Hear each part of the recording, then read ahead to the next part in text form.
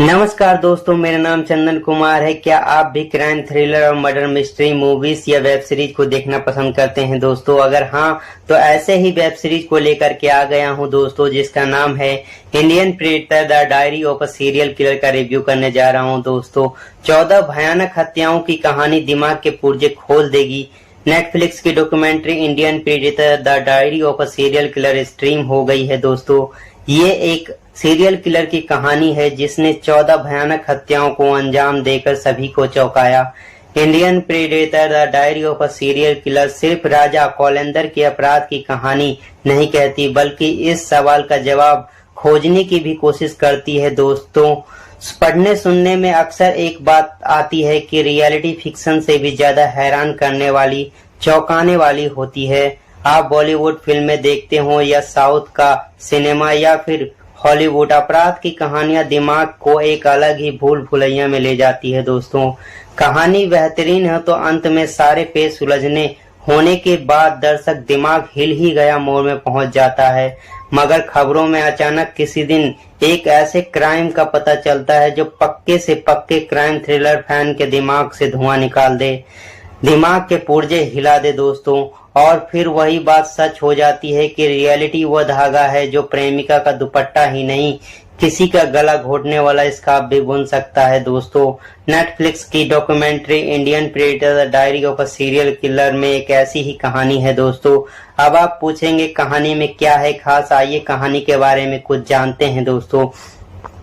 राम निरंजन कौल या नाम सुनकर शायद किसी को कुछ याद ना आए, लेकिन जब आप इस आदमी के दूसरे नाम राजा कोलेंदर का जिक्र करेंगे तो बहुत सारे लोगों को बहुत कुछ याद आएगा, खासकर उत्तर प्रदेश के इलाहाबाद में, और उन लोगों को तो और भी ज्यादा जो साल 2000 के आसपास पूरे होशदार थे। शहर से एक पत्रकार गायब हुआ था। पुलिस ने तलाश शुरू की और खोजते ढूंढते पता चला कि पत्रकार की हत्या हो गई। किसने बताया? उसी ने जिसने हत्या की थी। राजा कोलेंदर ने पुलिस ने जब उसके बताए ठिकाने से लाश बरामद की तो एक धर मिला, सिर और लिंग कटा हुआ। केस की जांच करने वाले पुलिस ऑफिसर डॉक्यूमेंट्री में बताते हैं कि राजा कहता था उसने आदमी का सिर कट कर दिया। पुलिस जांच आगे बढ़ाती है तो एक डायरी मिलती है, राजा की डायरी। जिस पत्रकार की हत्या राजा कोलेंदर ने की उसका नाम डायरी में 14वें नंबर पर लिखा है दोस्तों। उससे पहले 13 और नाम है। आगे यह भी पता चलता है कि राजा ने अपने विक्टिम में से 2 का दिमाग उबाल कर पी लिया था दोस्तों। सवाल तो बहुत सारे उठते हैं दोस्तों, जैसे राम निरंजन कैसे राजा कोलेंदर बना, पिछले 13 लोग कौन थे, उसने बिना पता चले ये सब कैसे किया, और सबसे बड़ा सवाल क्यों किया। Indian predator the diary of a serial killer सिर्फ राजा कोलेंदर के अपराध की कहानी नहीं कहती, बल्कि इस सवाल का जवाब खोजने की भी कोशिश करती है दोस्तों। यही इस डॉक्यूमेंट्री में सबसे बेहतरीन बात लगी है दोस्तों। इंडियन प्रेडेटर का पहला part the butcher of Delhi जुलाई में रिलीज हुआ था। इसकी कहानी देश के इतिहास में सबसे भयानक सीरियल किलर में से एक चंद्रकांत झा के अपराध पर थी।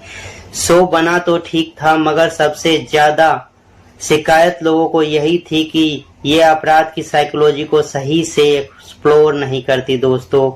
The diary of a serial killer में यह शिकायत दूर हो गई है दोस्तों।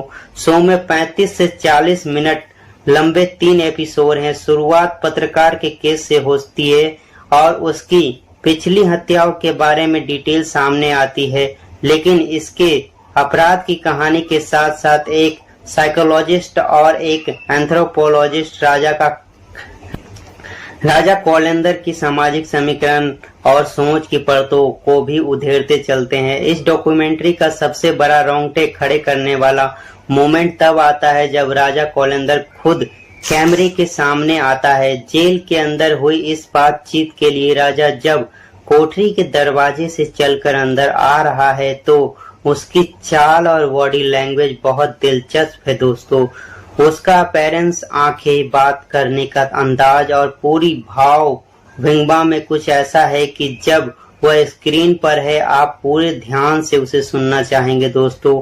ऑलमोस्ट एक सम्मोहित कर देने वाला फील उसकी पूरी पर्सनैलिटी में है दोस्तों। अब आप कहेंगे सीरीज में ऐसा क्या है खास, आइए जानते हैं। Indian predator the diary of a serial killer में लोगों के इंटरव्यूज के साथ पूरी घटना का स्क्रीन पर जो रिक्रिएशन है वह भी जानदार है। सुदीप निगम की राइटिंग और धीरज जिंदल का डायरेक्शन बहुत ही इंगेजिंग है दोस्तों।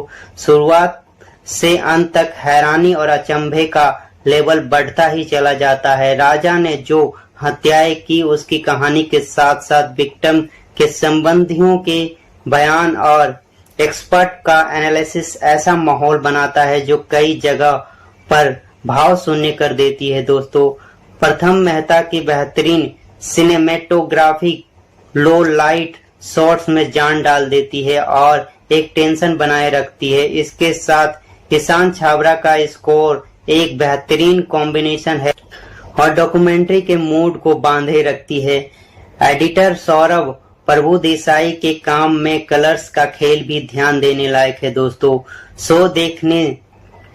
शो देखने से पहले एक जरूरी वार्निंग यह है कि दिल कमजोर है। स्क्रीन पर खून खराबा और भीभत्सता देखकर उकाई आती है तो अपने रिस्क पर ही शुरू कीजिएगा, वरना तो कुल मिलाकर Indian predator the diary of a serial killer Netflix पर सबसे बेहतरीन इंडियन डॉक्यूमेंट्री में गिनने लायक है दोस्तों।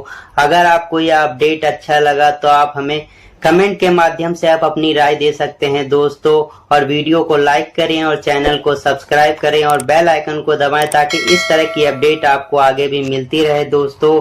तब तक के लिए जय हिंद, वंदे मातरम,